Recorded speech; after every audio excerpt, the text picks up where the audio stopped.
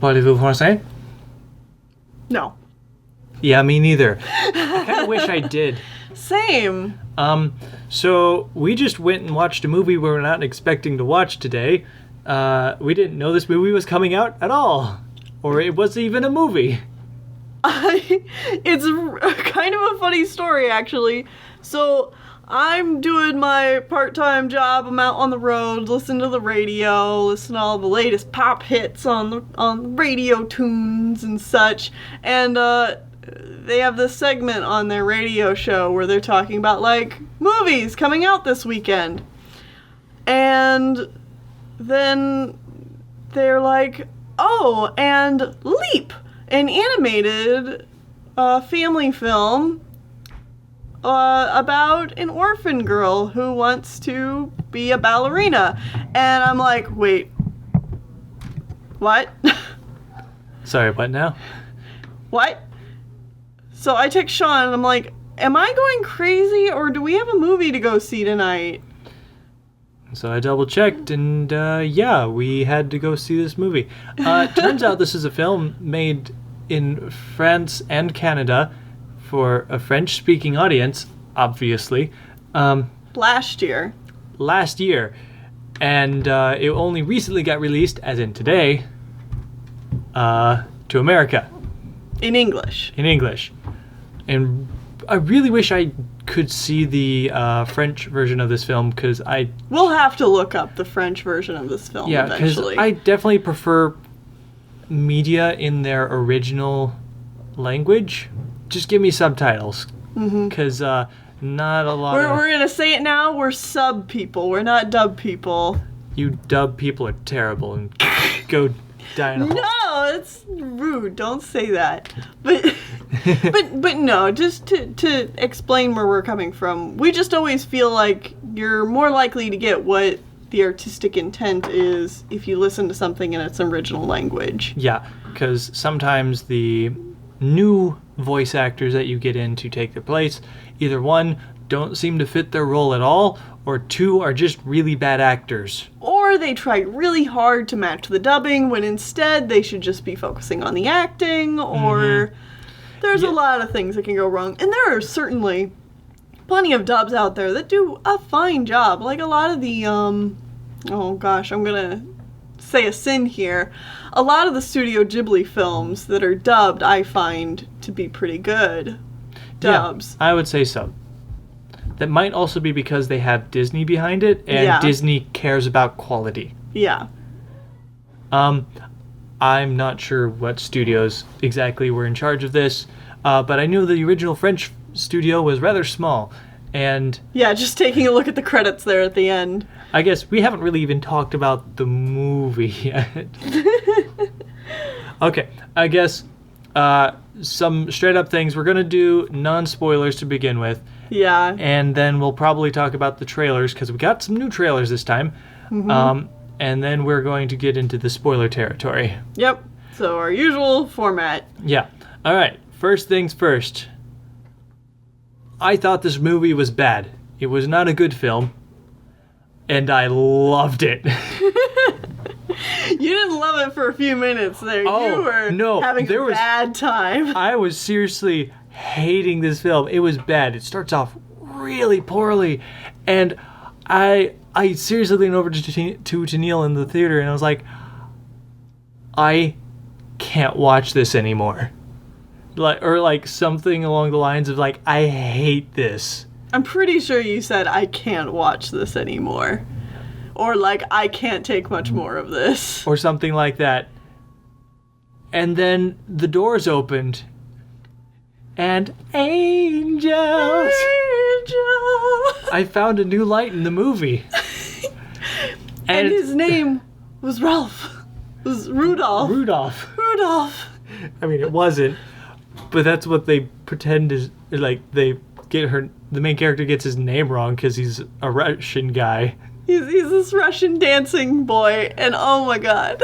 He's such a stereotypical prissy, I love you, you're amazing, we are meant for each other, and shit like that. That's a horrible Russian accent. Oh, yeah. It's like... I can't French. I can't Russian. You can't. I can't accent. Oh my gosh, this kid comes in and the movie gets like 1,000 times better after that. Honestly, yes. And not in a it's actually getting better, just in a so bad it's good kind of way. Yeah, I will say I don't like watching movies because they're so bad they're good. It's Right. not my style.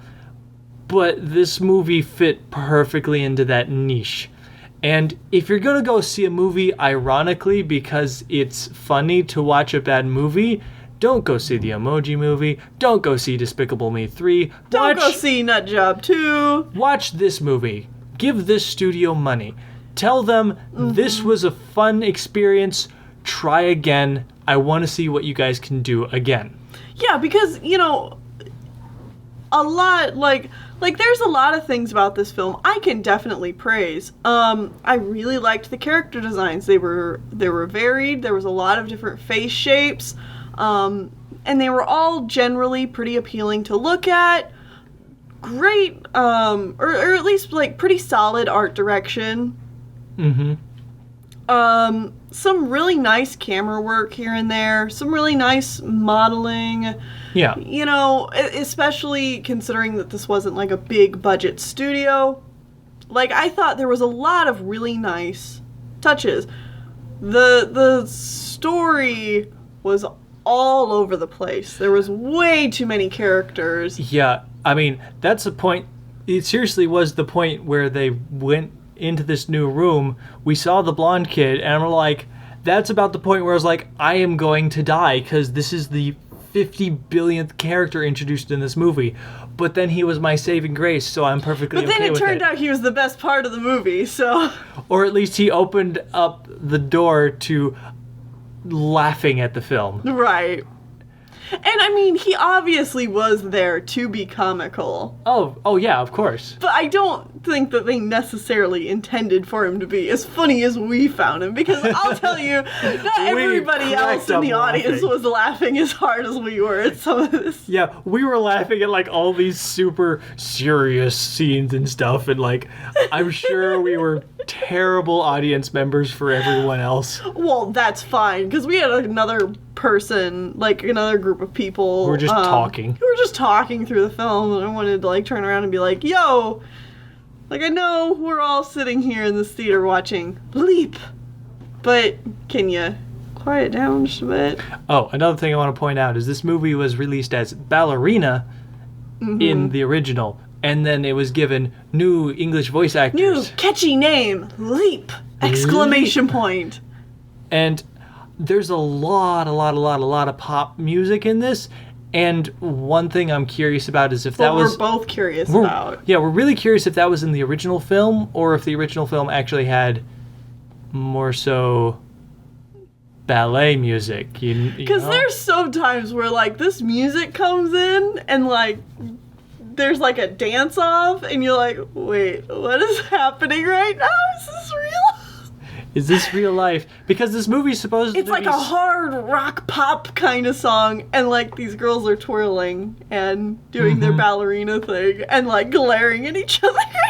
It's really funny. It's like it's supposed to be set back in like the 1880s or something like that. Yeah. Like the Eiffel Tower is being built right now and stuff. Okay. Because the film takes place in Paris. Of course it does. Of course. Because it's a French film, and it takes place in France, and as we all know, there is only one location in France. Yes. And that is Paris. Yes. I guess we should explain briefly what the plot is. Yeah. Because we haven't done that. You usually explain the plot, so I'll try it this time. Okay. Okay. So there's this little orphan girl. No spoilers. Right. Orphan girl and her best friend. What are their names? Orphan boy and orphan girl. I honestly don't know Arthur? if I... That doesn't sound right. I honestly don't know if I ever learned his name. Orphan boy and orphan girl. Her name is like... Felicie? Felicie? That sounds actually pretty close, if that's not correct. It's like Felicity and Khaleesi. Like Felicie. As a name. Felicie. Or something very similar. Yeah. So they live in an orphanage, and they're like, man, one day we're gonna get out of here. And then like 15 minutes later, they get out of there. You mean like 5 minutes? Yeah, 5 minutes later, they get out of there through wacky hijinks, and they get on a train, and they go to Paris. And they were in an orphanage in Britain. No, Brittany.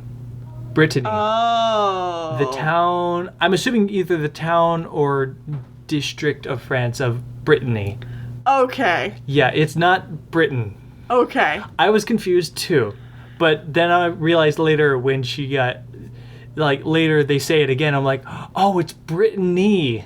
And I'm like, I was kind of confused. I'm like, last I checked, there wasn't a train that went over the channel. I mean, maybe there is. I don't need to brush up on my geography, but... No. I mean, I can ask, like, Holly and Finch and Sheeta, but I think they would say that there's not. But, okay. Let's jump on a train that goes from Britain... to France! Over the ocean. To Paris! Directly to Paris, which is in the center of France. You know. No. Okay. Physics. Brittany. Overnight. Brittany. That makes sense. Yeah. All right. So they go to Paris.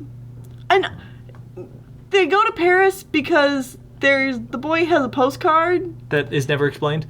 Yeah, I thought that was going to come back in some meaningful way. Like, there was writing on the back of it. I thought it was going to be like, oh, well, he actually has family there, and that's why he wanted to go. But no, he wants to go there because he wants... You're doing a bad plot synopsis. Yeah, I know. But, like, the reason both of them want to go is because, you know, they're best friends. Totally not more. Wink, wink, wink. And he wants to be an inventor, and she wants to be a dancer. And the reason they go to Paris is because that's where they can make their dreams come true. Because there's this school for dancing in Paris, and the boy just assumes that he can invent things in Paris, I guess. Very beautiful opera house, which I'm wondering if it was a real, like an actual real building. Either that, or it was like some student's senior year project. I'm pretty sure it's where they like real. rendered this like beautiful. Well, either that, it could be both of these. Where they like went to a building and took a lot of pictures, and they're like, we made this 3D replica of this opera house, and then made it time period accurate, or something. I don't know. Sort of. Well, the opera house itself. Or Gress. I don't know. Because it's supposed to be set in the past, but there's just like random things here and there, especially clothes. And it's like, I don't think they had period accurate. I don't think they had short jeans in the 1880s. Yeah, probably not. No, and especially girls wouldn't be allowed to wear that. No. So yeah. And fucking leg warmers. So anyway, immediately upon arriving into Paris, these two get split up, and this becomes a reoccurring thing. Gag. Yeah, they get split up. And so Felicie goes and she finds this opera house, and they agree, like, before they get split up, they agree to meet back the next day on the bridge and meet up with each other. And so Felicie goes and she finds the opera house, and she goes inside and then immediately gets kicked out because... Trespassing, you know? Yeah, because trespassing. And when she gets kicked out, she ends up getting saved by this woman with a cane who cleans. And very obviously was a dancer. Very obviously was a dancer. You could see this immediately. Yeah. And she's like, oh, get out of here. I hate kids. And then immediately... Then immediately takes her in as she goes to this other lady's house and starts cleaning her stairs. Oh my god. I just want to point out this lady that she cleans for... it's like this studio looked at Cinderella's stepmother, Lady Tremaine, and forgot what tact was. They're like, just we want to push- do that. We want to push the evil to 11 and forget how tact works in any sense. Holy crap, this lady. Cartoonishly evil does not even begin to describe it. No, we'll get into her more in spoiler territory, but holy crap. This lady and her daughter, it's like whenever people write characters like these, I'm just like, who hurt you? Who has ever interacted with you like this? Because, okay, so this woman that they're cleaning for has a daughter who's like been training to be a ballerina her whole life, and she's the same age as Felicie. And Felicie and her are talking. They're like, she's like, oh, well, I'm better than you because I'm rich and I've been training my whole life. And you're nothing. You're the scum of the earth. You're garbage. You're a little sewer rat, I think is what she keeps calling her, which I'm sure in French, Sounds was a better. Magnificent insult. But doesn't sound so good in English. English, it sounds just really stupid. Yeah. And then oh god, Felicie has this music box. Of course she does. It's a memento from when she came to the orphanage. She's had it her whole life. She has this Anastasia music box. And Spoilers. so this little rich girl For that. like just grabs the music box and is like, "Oh, this is trash like you." And then like chucks it out the window. I'm just like, okay. You're taking a really long time. I'm sorry. I mean, I'm kind of explaining the movie as we go, and I don't know how many people are going to see this, so anyway, this bratty girl's waiting for an invitation to get into the dance school. Felicie steals it. Felicie steals it, takes her place in the dance school, and starts training to be a ballerina there. And I think that's where we can... Oh, and the other boy does become an inventor. Yeah, Apprentice. It turns out he's helping The guy that- the Eiffel Tower. Yeah, he's helping the guy that built the Eiffel Tower. Not like he built anything else important. Spoiler territory.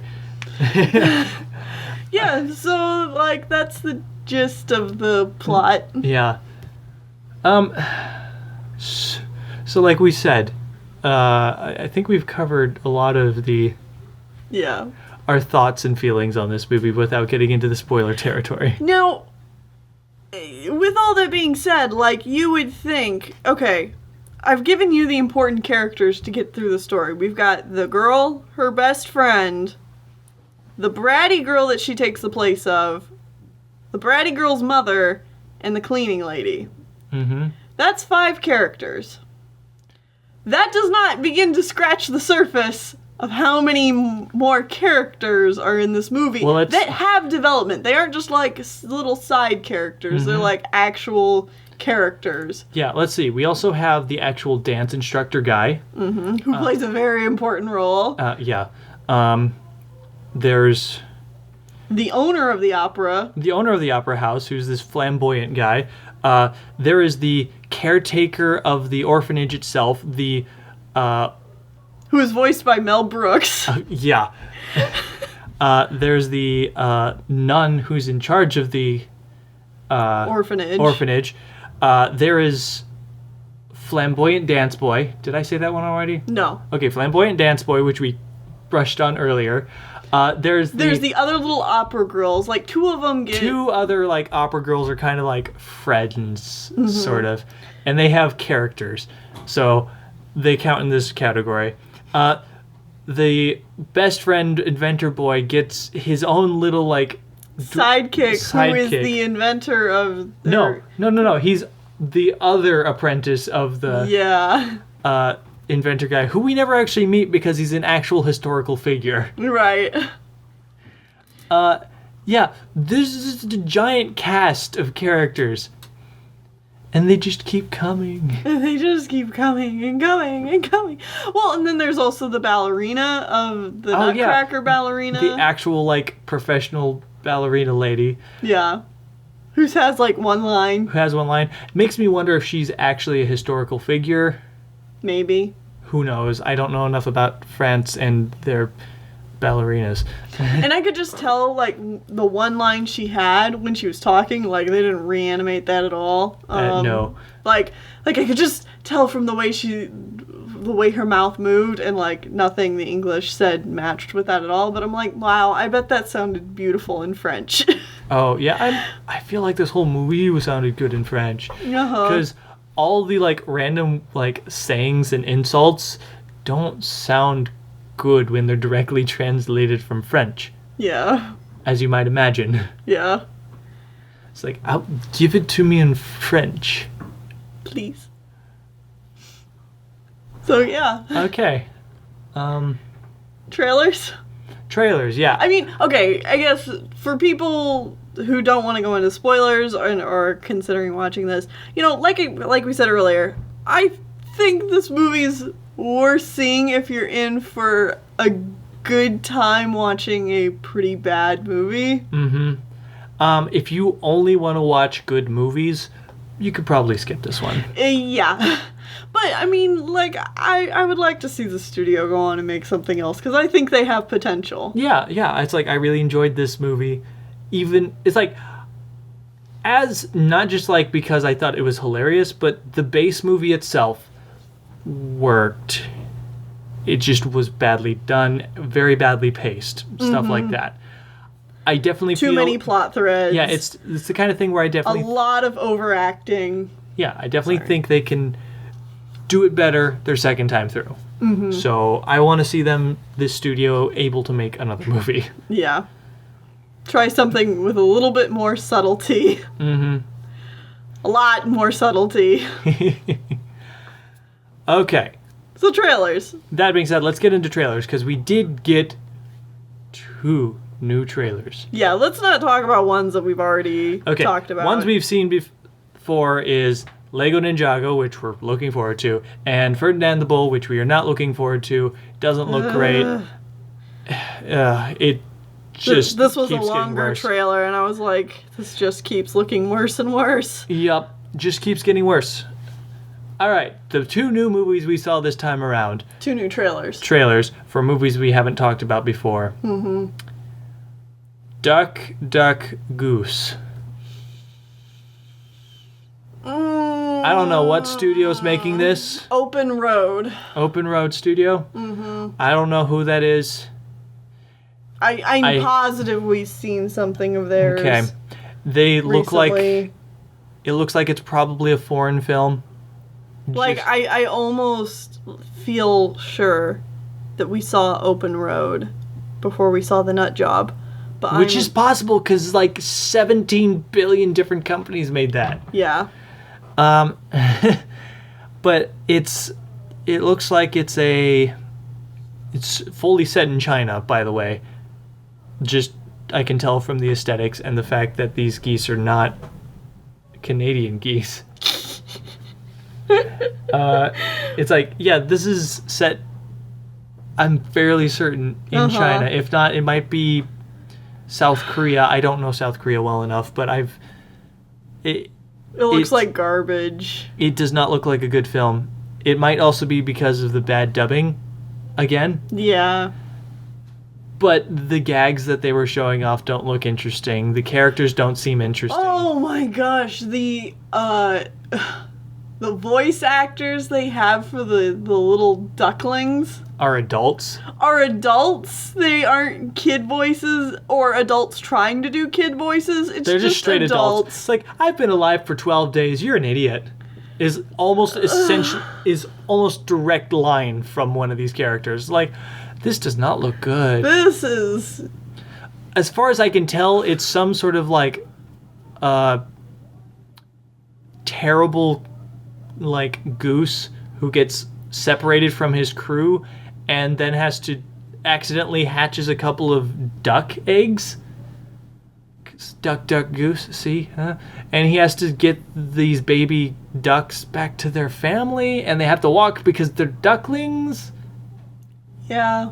And there's a turtle for some reason. Yeah. It looks like a road trip movie of the worst kind. And the main character looks obnoxious. Like, irreparably Like horrible. Coda mixed with Kenai. Obnoxious. Entitled brat, who is also extremely energetic and annoying. Yeah. It kind of reminds me of Surly, but without a charming voice actor. Surly. From The Nut Job. Oh, yeah. Yeah. It's like Surly from the sequel. Oh, I'm already forgetting that movie. Which is probably okay. Go ahead and do Yeah. that. But either ways, that doesn't look good. And then the other trailer we got was for The Star. And that is coming out this year. That is coming out. November 10th. November 10th. A week after my birthday. Happy birthday! We get to go watch a Christmas movie! The Christmas Story, because of course it's about the birth of Christ, except told through the animal's eyes. And it gets like a giant cast of name brand voice actors because they have no other better jobs. This is coming from Sony Entertainment and it's going to be terrible. And Sony is releasing this. 3 movies this year. 3! Sony! I'm sorry, honey. You aren't ready to tackle 3 movies a year. DreamWorks couldn't handle 3 movies a year. Just about put them under the bus. So, please, for the love of God. I'm sorry, I kind of blacked out there a little bit. Like, legitimately, I got that angry just now.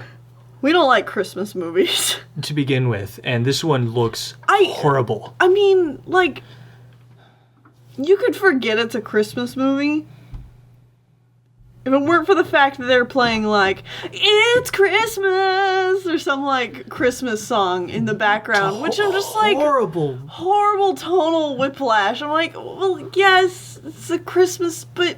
You're telling the story of You're, like, the putting birth commercial of Jesus. Christmasism on top of, like, biblical Christmas, and I'm just like, And there's 500 pop jokes. And Pop culture jokes and... So many wacky animal sidekick Oprah characters. Winfrey plays a camel. Oh, God. I hate this movie. Why does this year have to be so shitty? I don't know. Yeah, thankfully Duck Duck Goose doesn't come out until next year. But it's like April 10th. No, it's April. Oh, okay. It's April. Whew. But it's like Ferdinand is coming out this year.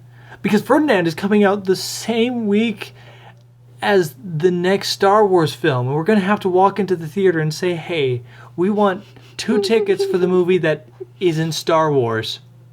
Because Rip. we hate ourselves. Rip.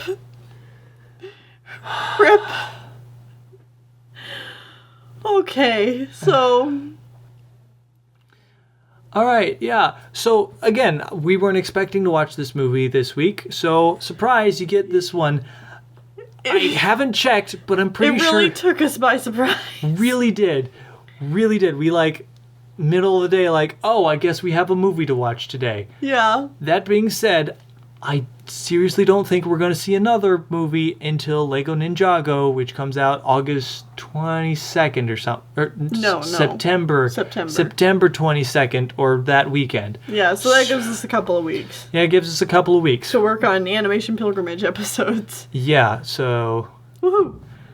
But let's get into the spoilers for this movie. Right, we haven't talked about spoilers for this movie. I really...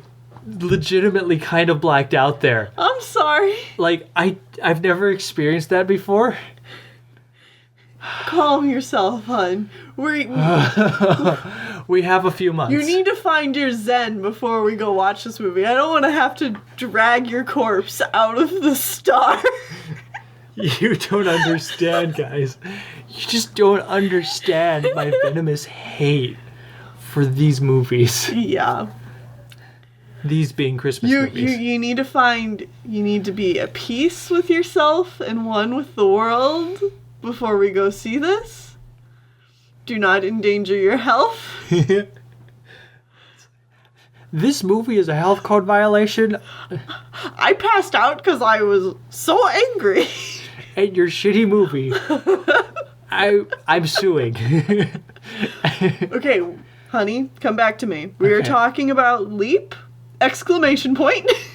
Oh. And we're talking about the spoilers. Okay, spoilers. Let's talk about evil Lady Tremaine. I don't remember her actual name. No, I don't.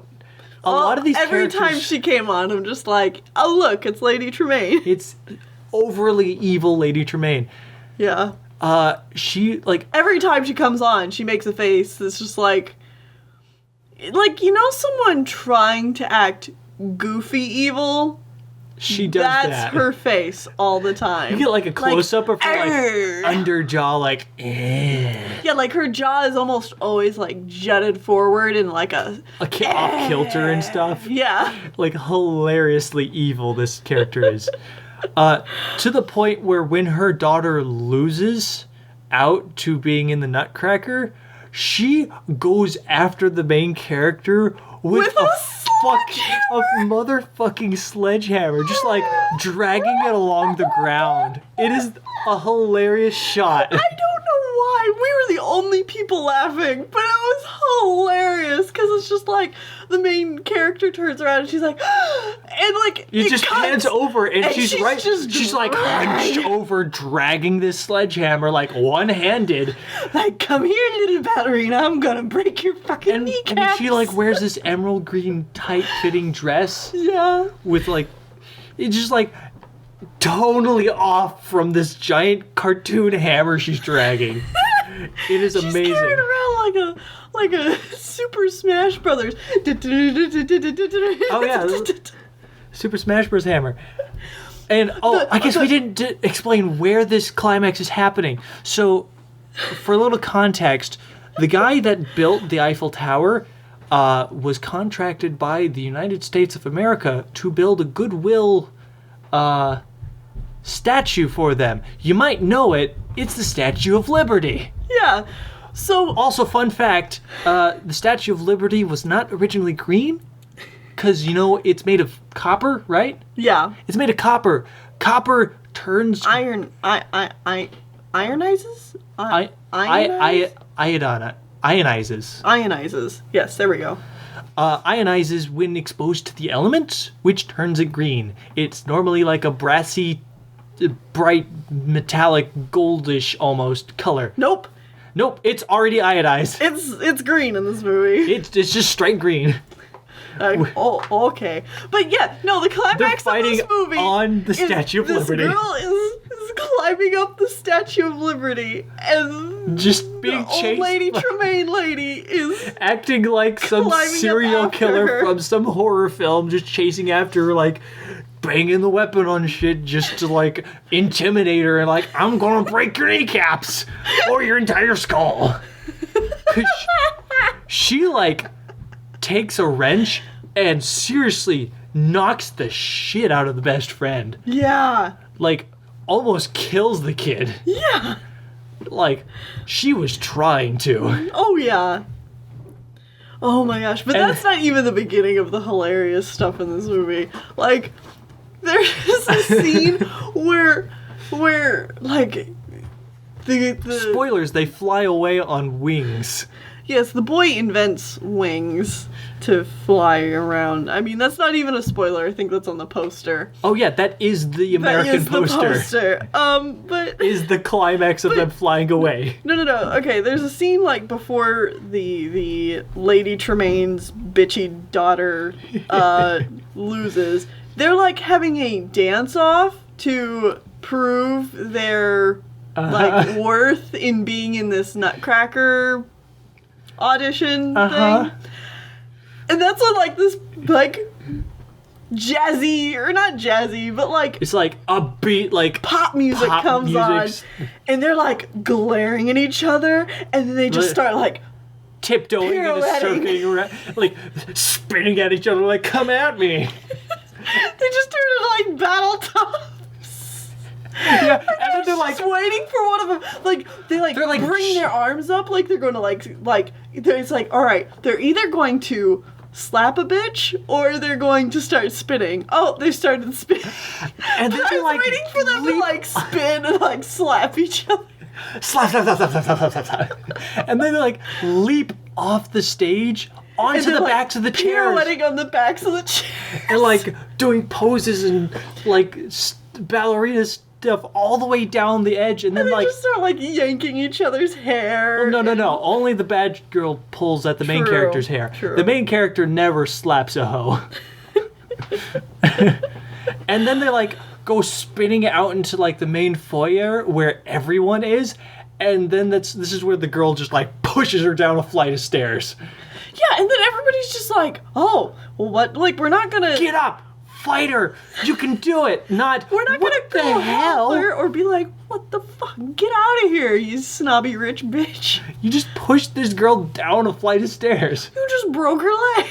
Speaking of which, she wins then by pirouetting and doing a giant ballerina leap off of like a 20-foot flight of stairs.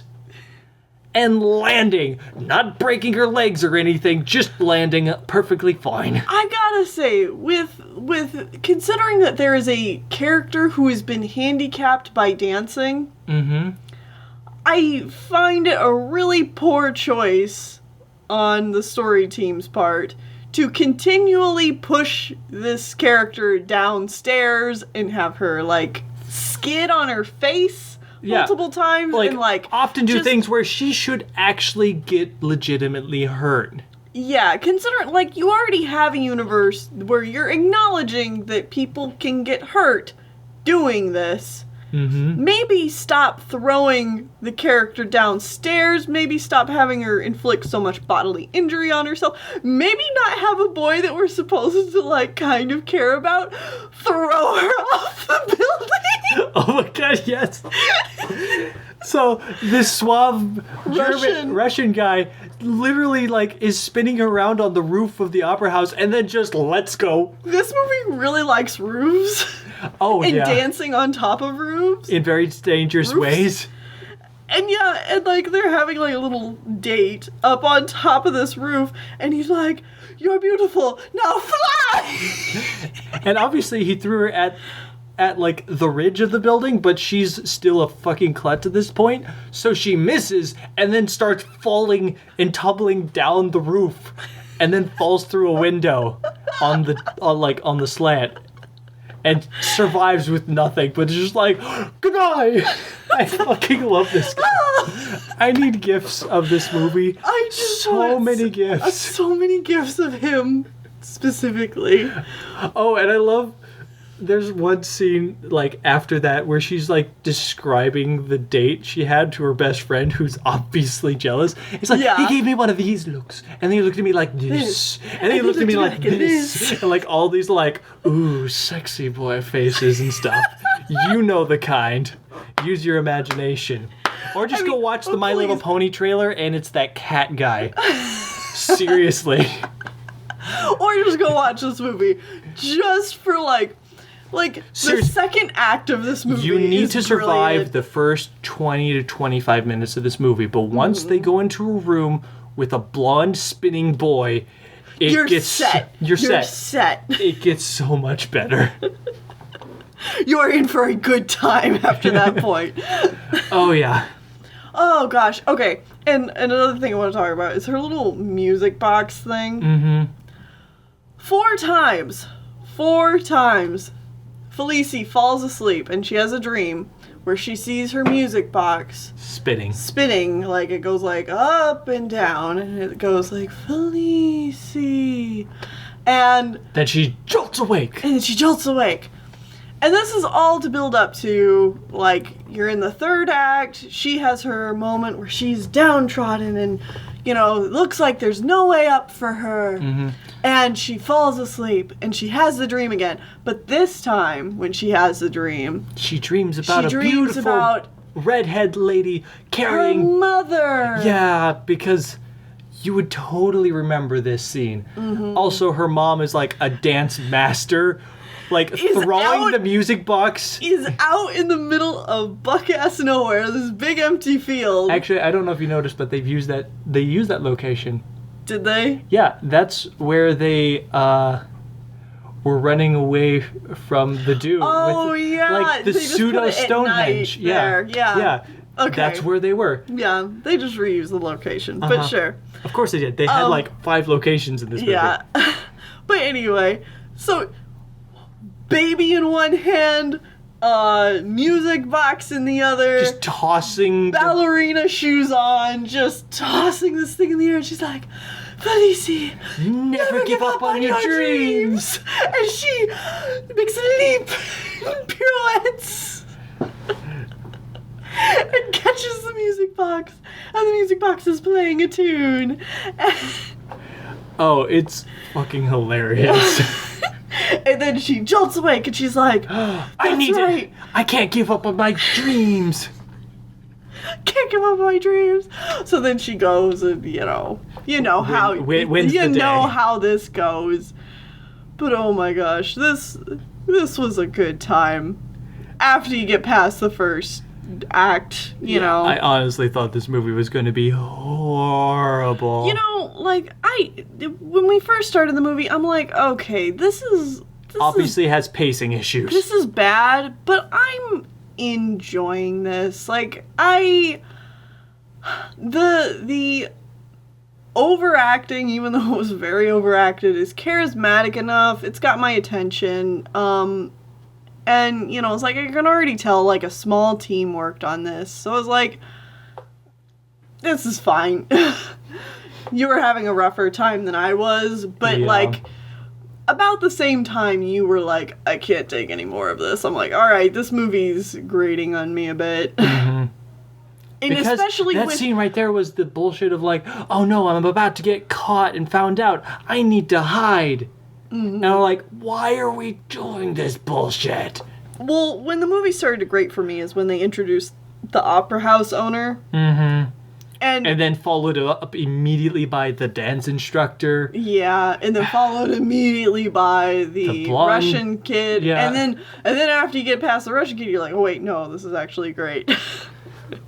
But it's just like introduction of this new character followed by introduction of this new character followed by just over and over and over and over and over again. Mm-hmm. Oh God. Yeah. Yeah, and there's a lot of like this whole movie needed, like we said, it's not good. They just really needed to tighten up their script a lot more, cut some characters, or at least not make them as eccentric. I don't want to say too much about the story because you never know. Sometimes when things get translated, the story gets fucked with. So maybe sometime if we watch this thing in the original French, we'll find out that, you know, it just feels a lot better. Mm-hmm. When it's played in its original language. Just give us like 10 years and we'll eventually get back around to 2016 in Animation Pilgrimage and we will watch the original French version then. Yeah. And that'll be good. I don't know if we'll see it before then, but yeah. But overall, I could say we had a pretty good time. Yeah. A little rough at the beginning, but very enjoyable after that. I am excited to see what this studio can do in the future. Yeah, exactly.